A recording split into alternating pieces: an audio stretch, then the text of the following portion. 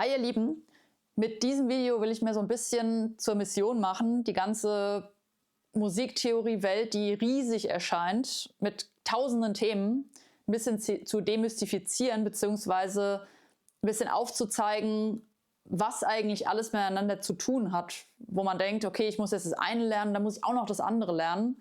Sowas, Stichworte wie Skalen bzw. Tonleitern, Pentatonik, Modes. Was sind eigentlich Modes?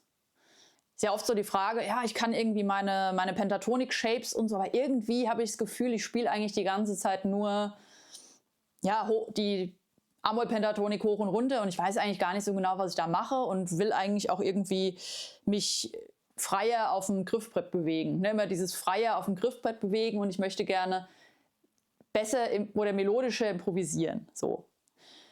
Und um das zu erreichen, braucht man eben auch ein bisschen Theorie. Und wir fangen jetzt mal relativ am Anfang an. Ich mache es im Unterricht gerne so, dass ich nicht direkt jemandem ein Griffbrettdiagramm irgendwie hinknalle und sage, okay, das lernst du jetzt mal, sondern ich finde, man sollte, wenn man schon irgendwie sich an die Theorie ranwagt, sollte man das möglichst praktisch machen. Und zwar, wir haben ja die Gitarre und letztlich spielen wir auch nicht Gitarre auf dem Papier, sondern wir spielen ja Gitarre auf der Gitarre. Und vor allem, was sehr wichtig ist, wir spielen mit den Ohren. Also Musik funktioniert immer eher über die Ohren als über ein Blatt Papier. Deswegen sage ich Schülern, wenn wir so mit der Dur-Tonleiter anfangen, mit der C-Dur-Tonleiter, dann sage ich, okay, ich sage dir jetzt, hier ist ein C. Das ist am ersten Bund auf der B-Seite. Und spiel mir jetzt mal eine C-Dur-Tonleiter. Einfach so, nach Gehör. Ich spiele es dir einmal vor.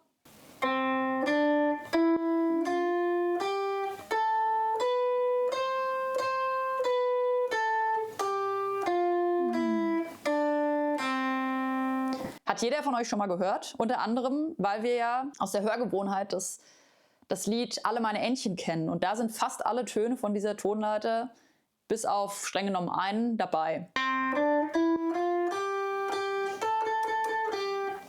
Ja, kennen wir alle. Ich habe auch meine allerersten musikalischen Erfahrungen als Kleinkind auf so einem ganz schlechten Fisher-Price-Klavier gemacht. Da konnte man im Prinzip, ich konnte ja nur Alle meine Entchen spielen, war aber immer total froh, wenn ich das spielen konnte, weil es war halt ein Lied, das konnte ich und es war auch nicht schwer, weil ich halt immer nur die Tonleiter, die ich damals noch nicht kannte, hoch und runter gehen musste. Und unbewusst habe ich so eben die Dur-Tonleiter oder die C-Dur-Tonleiter in meinem Hörgedächtnis verankert. Und das können wir jetzt nutzen. Ihr fangt dann also an, erster Ton, C, und dann geht ihr jetzt mal hoch. Und ich mache es jetzt mal so, dass ich einen Fehler mache. Und ich glaube, ihr werdet es merken.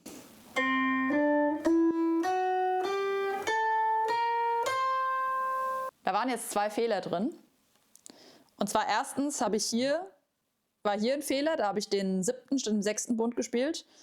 Und dann habe ich den 11. statt dem 12. Bund gespielt. Und wahrscheinlich, ne, das hier. Ihr merkt, da ist irgendwas falsch. Und dann gehen die Schüler immer so vor, okay, okay, hier ist irgendwie ein Fehler. Also fast alle oder die meisten merken das, dass sie da irgendwie was falsch gemacht haben und dass das jetzt keine Dur-Tonleiter war. Und dann gehe ich eben hin und sage, okay, schau doch mal, was du da gerade eigentlich gespielt hast.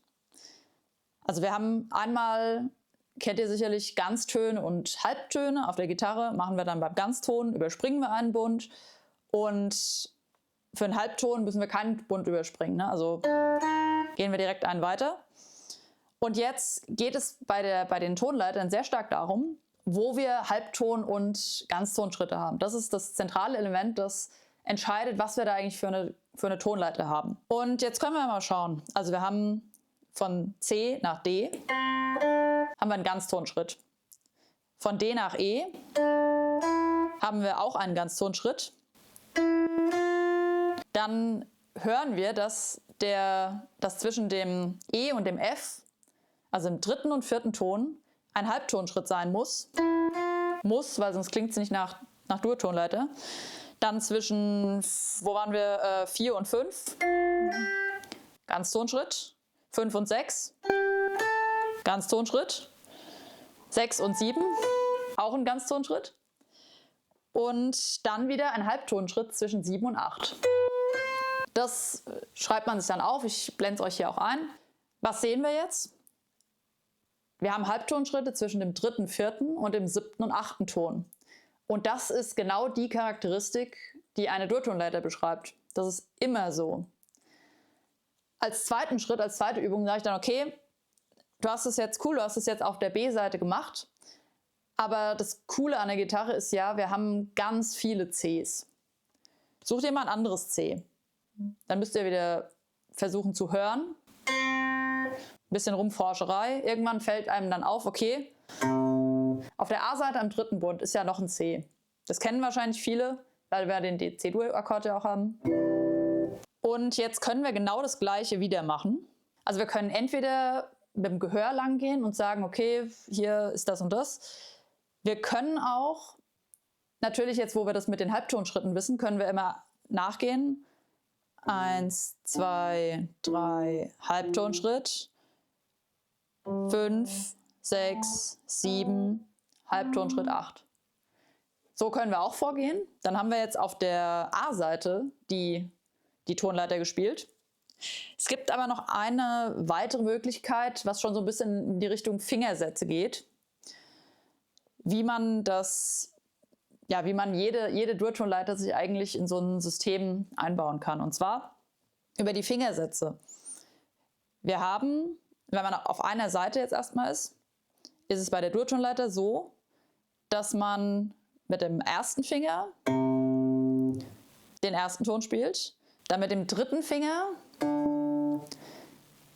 den 2. Ton, beziehungsweise wir sprechen in Stufen. Also es ist die 1. Stufe, 2. Stufe, 3. Stufe und so weiter. Dann wechseln wir unsere Lage. Wir sind vorher in der 3. Lage. Der erste Finger liegt hier am 3. Bund. Und jetzt wechseln wir die Lage. Weil wir wollen ja nicht die ganze Zeit alles mit dem ersten Finger spielen. Kann man zwar machen, ist aber ehrlich gesagt gar nicht ergonomisch. Ihr müsst die ganze Zeit für jeden Ton rumrutschen. Also man braucht so einen kleinen Fingersatz, an den sich die Finger dann auch gewöhnen können und den sie dann replizieren können. Das heißt, 1. Finger, 3. Finger am 5. Bund. Dann wechseln wir die Lage. Jetzt sind wir am 7. Bund mit dem 1. Finger. Wir sind jetzt in der 7. Lage. Der 2. Finger, hier haben wir ja den Halbtonschritt zwischen 3. und 4. Stufe. Da benutze ich den 2. Finger. Und der kleine Finger, der spielt dann den 10. Bund. Das G. Weil das Ziel ist immer, dass unsere Finger auch innerhalb dieses 4, also ein Finger pro Bund sich bewegen können. Und nicht irgendwie so machen müssen und dann, ja. Und dann wieder die Lage wechseln. 12. Bund, 1. Finger, 12. Lage.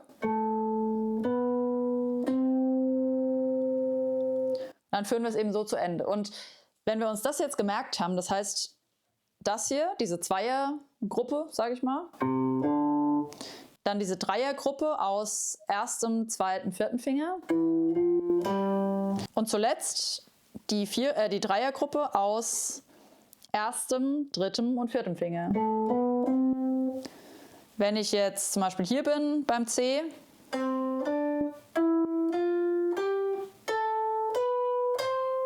oder hier, das kann man überall so machen. Natürlich, das machen wir jetzt aber nicht in dem Video, kann man das auch bei allen anderen Tonarten so machen. Also auch bei A-Dur, bei E-Dur und so weiter. Okay, jetzt haben wir C-Dur schon mal komplett gespielt und auch so ein bisschen die Theorie dahinter verstanden. Einen Punkt gibt es noch, der sich eigentlich daraus ergibt. Wir unterscheiden also Dur und Moll unterscheiden sich durch eine große Terz. Wir haben ja gesagt, es gibt diese Stufen und die Stufen, ja, kann man auch als Intervalle bezeichnen. Und das Intervall ist immer der Abstand zwischen einem Ton und dem anderen Ton. Und wenn wir jetzt eine große Terz haben, dann haben wir das wäre der erste Ton. Das ist unser anderer Ton. Und dazwischen hatten wir gesagt, ist noch der zweite, also C, D, E. E ist immer sozusagen unsere 3, also unsere Terz. Und jetzt entscheidet sich noch, haben wir ein E oder ein S? Bei der Durtonleiter haben wir immer eine große Terz und eine kleine Terz hätten wir dann bei Moll. Moll ist auch nochmal eine andere Geschichte, kommt auch nicht in dem Video jetzt vor, aber einfach, dass ihr es schon mal wisst. Große Terz, kleine Terz.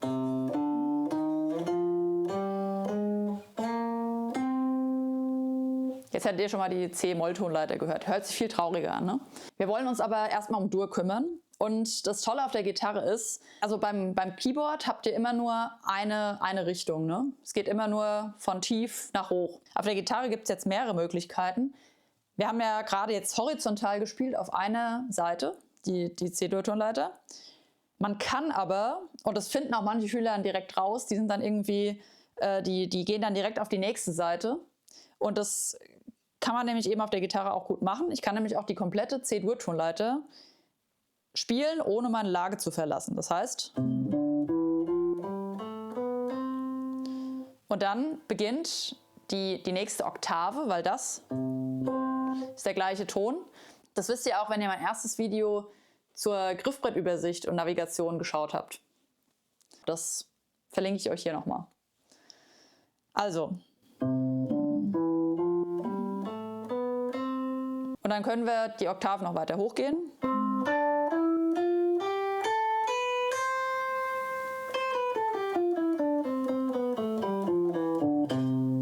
Es gibt noch viel mehr Möglichkeiten. Wir können auch diagonal spielen. Also das wären dann dieses sogenannte Three Notes per String.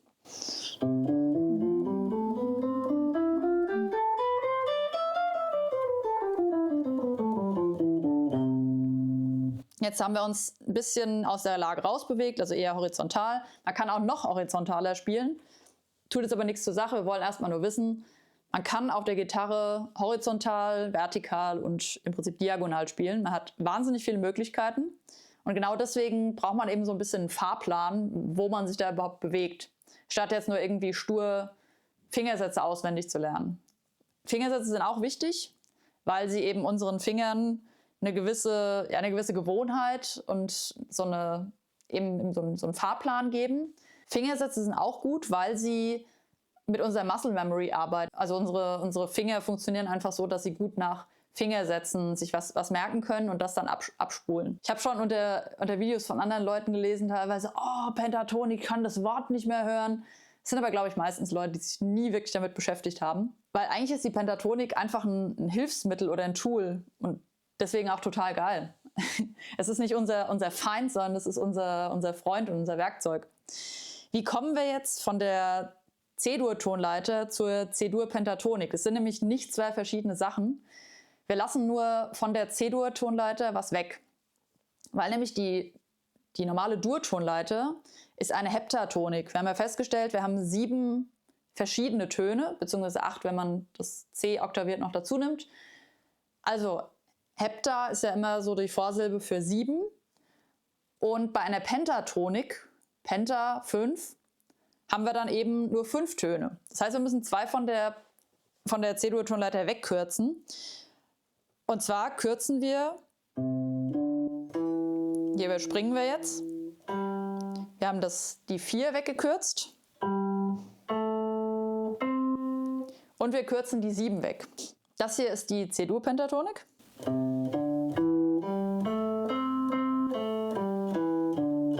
Jetzt nochmal in der ersten Oktav gespielt. Wir haben jetzt immer den 4. Ton und den 7. Ton weggelassen. Also die Quarte und die Septime heißen die. Und dadurch haben wir jetzt eben eine Pentatonik bekommen. Wieso wird die Pentatonik eigentlich so gerne eingesetzt? Das ist irgendwie menschgegeben, warum auch immer, dass sich das irgendwie für unser Hirn gut anhört. Deswegen, ich habe gelesen, die haben so Steinzeitflöten gefunden, weil Leute machen ja wirklich schon seit sie laufen können Musik. Und bei diesen Steinzeitflöten wurde festgestellt, okay, die funktionieren nach einer Pentatonik, also nach einer Tonleiter mit 5 Tönen. Und dieses Ganze mit Dur und Moll und Kirchentonleitern und Heptatonik, das kam erst viel später, dann irgendwann 1100, was weiß ich was, weiß ich nicht, auf jeden Fall viel später. Genau, das heißt einfach, Pentatonik ist eine Durtonleiter oder eine Heptatonik minus den, in dem Fall, 4. und 7. Ton. Und jetzt noch ein ganz kurzer Ausflug, weil das will ich noch nicht zu groß aufmachen, dieses Thema, die Modes. Wie gesagt, charakteristisch für eine Durtonleiter ist eben dieser Halbtonschritt zwischen 3., 4. und 7., 8. Bund.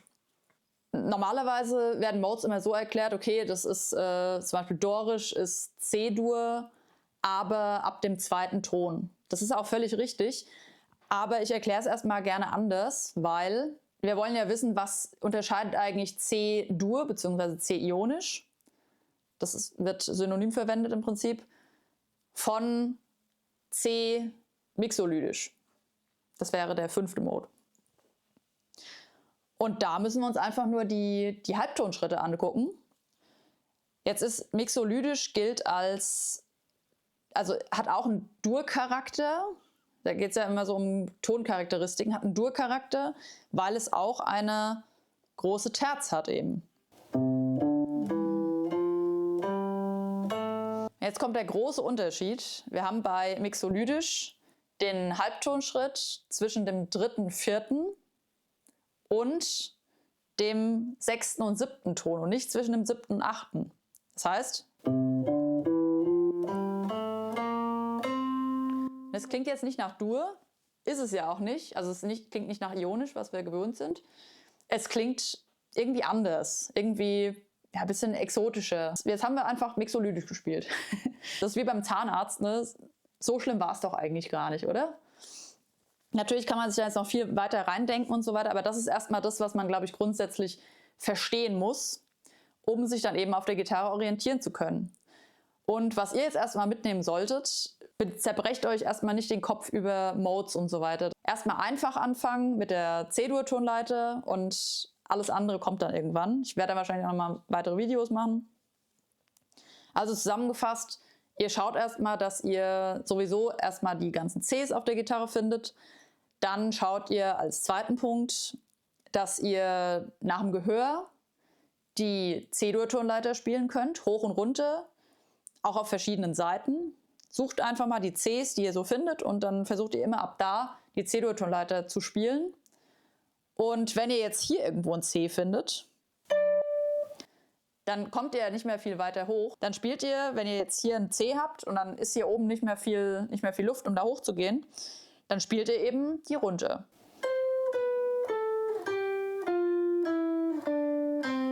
Und bitte versucht erstmal wirklich das nach dem Gehör zu machen, weil euer Gehör muss geschult werden. Dann könnt ihr nämlich auch, und hier kommen wir jetzt wieder zu dem Punkt, wenn euer Gehör geschult ist, müsst ihr euch irgendwann nicht mehr 100%ig auf die Theorie verlassen, weil dann hört ihr einfach auch viel. Also ich würde sagen, Theorie ist sau wichtig, aber kann auch durch ein sehr gutes Gehör kompensiert werden.